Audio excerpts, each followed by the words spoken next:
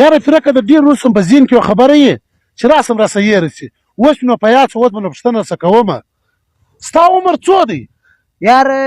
عثمان خان خدای دې مغیر نه بندوي زما عمر 25 کاله یاره ستا عمر خو د واده دی ته واده ولې نه کوې اشه عثمان خان ستا عمر څو دی 80 کاله واه 80 کاله دا ستا عمر خو د مرګ تمرې ولې نه ته زما عمر ته ناست یې ونه یې کل څه ته زما واده ته ناست یې دا شکریم اشکانه شکریم غواړې دا ټوپ دی دا ډېر زبردسته ټوپ دی کریم درکړم دا کریم راغلی دی په نوې کوالټي کې ډېر ښه کریم دا به یوه شپه پاته سم کړه راکړه چې مخ دې سپین کړي ورونه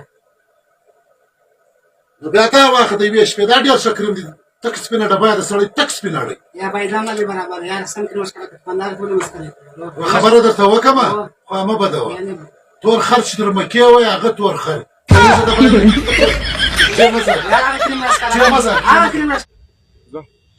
عثمان ته دا سم بیلا کې ور ته دا زما موبایل پرېږده پرېکانه زه نن تاسې شي پوښتنه کوم او د چیش پوښتنه کوي ته وک په دنیا کې درګور د وفاداره شی چیش دی په انسانانو کې عثمان خان که په حیوانانو کې فرق یې نشته یو شی وښایه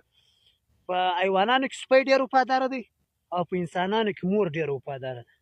یا غلط یې نو بیا چیش دی بجلی ده چې ودې نه سي د آ ساعت دې نه ایله کوي د څو پرې چې وزلی نه وابا زنده ده پیرکه دلته راسه لا څه وه ته ورسه کور ته مېلمانه راغلي دي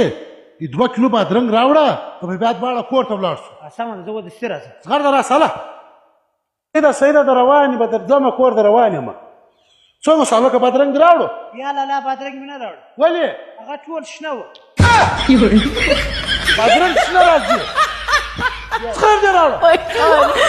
نو ښه عثمان خان د کراچۍ څخه په خیر رالې و یاره پیرکانه د کراچۍ څخه په خیر رالم ناشوته خو د کراچۍ په ټکسي کې راسره وسو څنګه زه چې ګاډۍ ته راوختم کم ټکسي ته په هغه کې خلک ناست وو دوی چپه چپه یې راته کتل هغه چې خود دا غل دی نو بیا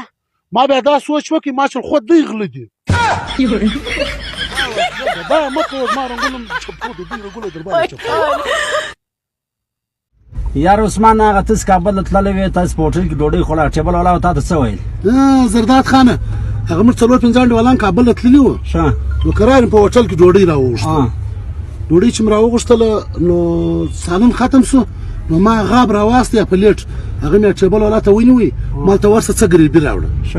هغه ډېر بد راته په خښم شو دی روان شو ورلی او استاد ته وایي استاده هغه ورته لا ولهلته 4-5 پاکستانیان ناست دي فقر غواړي تاسو وزنونه کم نه وغه یا